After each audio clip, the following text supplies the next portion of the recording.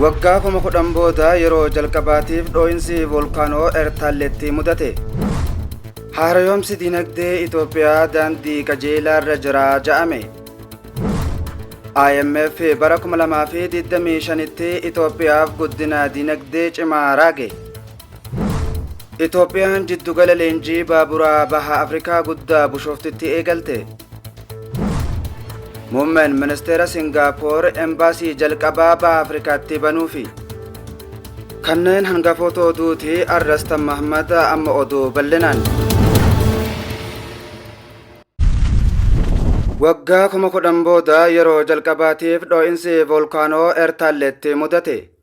Dhoo'insi volkaanoo guddaan naannoo Affaar naannawaa gaara Ertaalletti waggoota kuma kudhan booda mudate jedhame kun sagalee kanaan dura dhageessisee hin beekne dhageessisuu fi kirkira lafaa uumuu jiraattonni himan.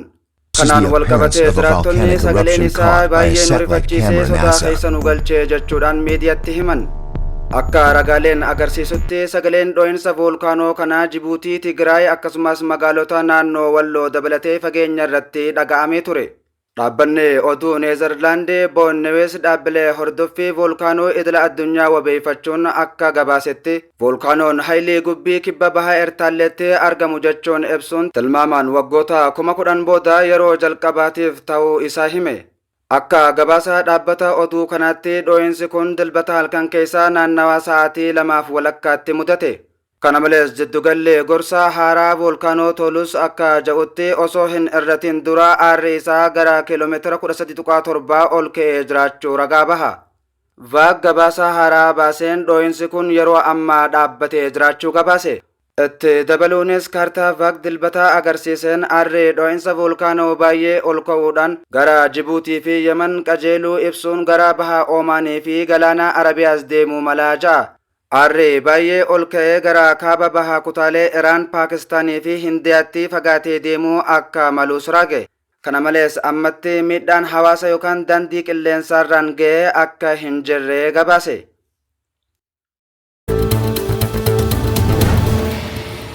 Haaromsi dinagdee Itoophiyaa daandii qajeelaa irra jira jedhame. Ambaasaadar Daareen Weelch riiformiin dinagdee Itoophiyaa daandii sirrii irra jira jechuudhaan ragaa bahe.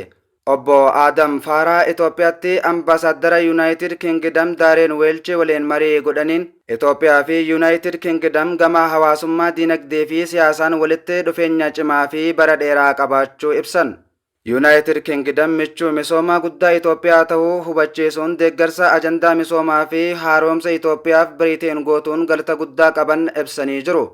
Itoophiyaatti ambaasaaddarri Yuunaayitid Kingdamii fi gamtaa Afrikaatti bakka bu'aan dhaabbata ambaasaadar Daareen Weelch gama isaaniitiin Itoophiyaa fi Yuunaayitid Kingdam hariiroo seena qabeessaa fi fakkeenyummaa qabu akka qaban hubachiisan.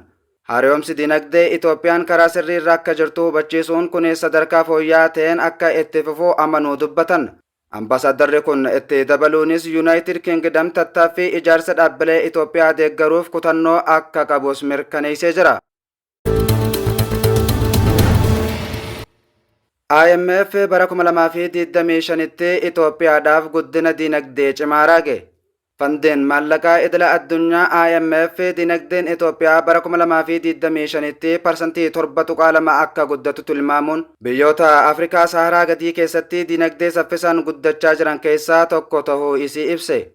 Sadarkaan guddinaa kun bara 2026tti xiqqoo gadi bu'ee gara parsantii 7.1tti akka gabbuu kan eegamuu fi Itoophiyaan guddina dinagdee irratti sadarkaa olaanaa Giinii waliin kan qooddattu yoo ta'u Ruwaandaa fi Beeniin itti aananii hiriiru. Akka IMF ibsutti raawwiin dinagdee Itoophiyaa riiformii faayinaansii fi bulchiinsa liqaa bu'aa qabeessa ta'een kan deeggaramu yoo ta'u kunis biyyattiin qormaata faayinaansii naannoo keessaa akka darbitu taasisee jira. Bara 2024tti dinagdeen parsantii 8.8 guddachuun kunis dameewwan ijoo kanneen akka qonnaa, albuuda ijaarsaa fi industiriitiin kan hoogganamudha. Mootummaan Itoophiyaa bara dhufuuf guddina parsantii 9 guddisuuf galma guddaa kaa'ee jira.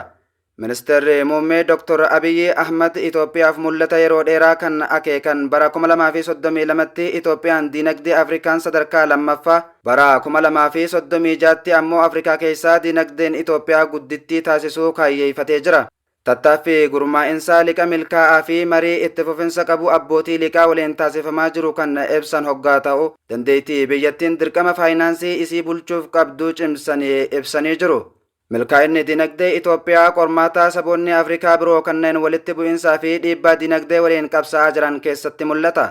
IMF'n guddinni Itoophiyaa of eeggannoodhaan bulchiinsa faayinaansii fi haaromsa itti fufee jiruun walitti hidhata guddaa akka qabu hubachiisa.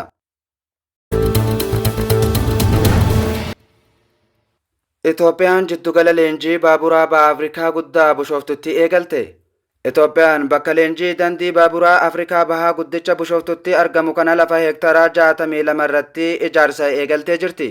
Piroojeektiin koorporeeshinii baabura Itoophiyaan hogganamu kun qaama tooftaa guddaa humna hojjettoota ogummaa qabu biyya keessaa kan toora baaburaa biyyattii guddachaa jiru sochoosuu fi babal'isuu danda'u horachuuf qophaa'e keessaa tokkodha. Giddugalichi waggoota 3 keessatti ni xumurama jedhameeti eegama. Inspeekshiniin kun Itoophiyaan teeknishaanota biyya alaa irraa hirkattummaa qabdu hir'isuu, baasii leenjii hir'isuu, carraa hojii fi daldala biyya keessaa guddisuuf kan kaayyeeffatedha. Galmoota bu'uuraalee misoomaa bal'aa biyyattii fi hawwii isii wirtuu geejjiba naannoo ta'uuf qabdu waliin kan wal simu yoo ta'u, wirtuuwwan misoomaa ijoo fi biyyoota ollaa walitti hidhu. Dameen daandii baabura Itoophiyaa keessattuu daandii Itoophiyaa Jibuutii irratti guddina ariifataa agarsiisee jira. Jalqaba bara 2024tti hojjettoonni biyya keessaa 3,000 ol gahee teeknikaa fi hoggansa irratti leenji'anii jiru. Hojiin daandii baaburaa dhaabbilee Itoophiyaaf dabarfamuun humna hojjettoota naannootti jijjiiruu irratti guddina guddaa agarsiisa. Investimentiin Itoophiyaan bu'uuraalee daandii baaburaa irratti taasiftus dandamachuu dinagdee fi dhiibbaa naannoo isii cimsaa jira. Piroojeektiin daandii baaburaa tibbanaa doolaara biliyoona 3 Yuunaayitid Arab Emireetiin deeggaramee buufata barbaraa Somaalilaand Itoophiyaa waliin kan wal qunnamsiisu yoo ta'u, neetwoorkii geejjiba biyyattii daran guddisa. Giddugalli leenjii haaraan Bishooftutti argamu kun Itoophiyaan baha Afrikaa keessatti injiinaringii, manaajimentii fi teeknoolojii daandii baaburaa irratti humna adda duree ta'uuf kutannoo qabdu kan agarsiisudha. Misoomni kun waggoota dhufaniif hoggansa geejjiba naannichaa irra deebi'ee bocuu danda'a jedhanii amanu.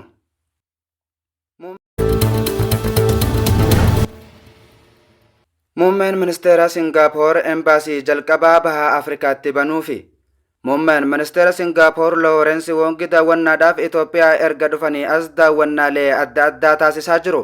Muummeen ministeera Dr. Abiyyi Loorensi Woongi wayita boolee buufata xiyyaaraa gahan achitti argamuudhaan simannaa oowwaa taasisaniifi turan. Dr. Abiyyi fuula miidiyaa hawaasummaa isaatiin daawween kun walitti dhufeenya biyyoota lamaanii guddisuu fi tumsawwan biyyoota lamaan jidduu cimsuuf murteessaadha jedhan.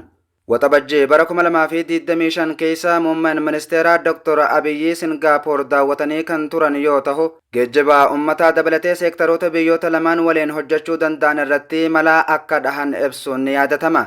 Muummeen ministeera Singaapoor akkuma daawwannaa Itoophiyaa dhufeen gootota Adawaa irratti biyya isaaniif wareegaman yaadatee jira. Yaadannoo kanaas wirtuu ijaarsa yaadannoo Adawaa jirutti argamuudhaan abaaboo wareegamtootaaf kaa'ee jira. Kana malees Singaapoor embaasii isii kan jalqabaa Itoophiyaa Finfinneetti akka bantu beeksiftee kunis Afrikaa bahaa keessatti isa jalqabaa ta'uun beekamee jira. Singaapoor Masrii fi Afrikaa kibbaa cinatti embaasii isii Finfinneetti kan hundeessitu yoo ta'u, Afrikaa bahaa keessatti isa jalqabaa, ardii Afrikaa keessatti ammoo isa sadaffaadha. Embaasiin haaraan magaalaa guddoo Itoophiyaa keessatti ijaaramuu isii ministeerri muummee Loorensi Woongi wiixata irraa ibsa gaazexeessitootaa fi ministeera muummee Itoophiyaa Dr. Abiyyi Ahmad Alee waliin kennaniin labsanii jiru. Ministeera maallaqaa kan ta'an Woongi daawwannaa biyyoota lamaanii jalqaba Afrikatti taasise kanaan sadaasa 23 hanga 25tti Itoophiyaa kan turan ta'uunis hubatamee jira. Embaasiin kun agarsiisa qabatamaa Singaapoor Itoophiyaa waliin tumsa uumuuf kutannoo qabdu akkasumas barbaachisummaa tarsiimoo fi dandeettii biyyi Itoophiyaa qabdutti amanuu akka ta'e dubbatan. Embaasiin banamuun kunis Singaapoor walitti dhufeenya Afrikaa waliin qabdu akka cimsitu ni dandeessisaa jechuun muummichi ministeeraa Singaapoor Woongi dubbate. Itti dabaluunis as Finfinnee keessa jiraachuun keenya gamtaa Afrikaa haala gaariin salphumatti hirmaachisuuf, hubannoo Afrikaa irratti qabnu gadi fageessuuf akkasumas dameewwan walta'iinsa haaraa qorachuuf nu dandeessisaa jechuun dubbate. Woongi akkasumas biyyoonni lamaan itti fufinsa irratti tumsa gadi fageessuu liqii kaarboonii irratti xiyyeeffachuun akka hojjetan himan. Kunis Singaapooris tahee Itoophiyaan kaayyoo haala qilleensa isaanii galmaan ga'uuf kan gargaaru ta'uun ifame. akkasumas kun yeroo isaa eeggatee waan ta'eef Itoophiyaan bara 2027tti COP32 keessummeessiti. Tattaaffii kana Singaapooris guutumaan guututti kan deeggartu tahuu ibsee jira. Liqii kaarboonii irratti tumsa godhamuuf yaadannoo waliigaltee ministeera daldalaa fi investimentii fi dhimma alaa Singaaporii fi ministeera karooraa fi misooma Itoophiyaa mallatteessanii jiru. Biyyoonni lamaan wal jijjiirraa muuxannoowwan garaagaraa fi beekumsa mala gabaa kaarboonii dabalatee akkasumas gara fuulduraatti jalqabbii guddina gabaa kaarboonii qulqullina olaanaa qabu deeggaruuf tumsa taasisuu dabalatee gabaa kaarboonii irratti tumsa qorachuuf waliigaluu isaanii ministeerri daldalaa fi industirii ibsa oduu baaseen beeksise. Tumsa gabaa kaarboonii irratti taasifamuun qabeenya haala salphaan gara hiika qabutti dabarsuun hawaasa eeguu fi carraa guddinaa itti fufinsa qabuu fi hunda hammate banuun ni danda'ama jechuun akeekan. Eegan kabajamtoota keenya sagantaan teenyatan oduu fi odeeffannoo guyyaa guyyaan OBM isiniif qopheessu tan arraa kanaan goolabame. Yeroo yerootti gabaasaalee adda addaa akka isin dhaqqabuuf toora fuula Facebook Oromoo Voice Media follow like share godhuun YouTube keenyas subscribe godhuun nu hordofaa jechaa qophee birootiin hanga walitti deebinuu nageenya.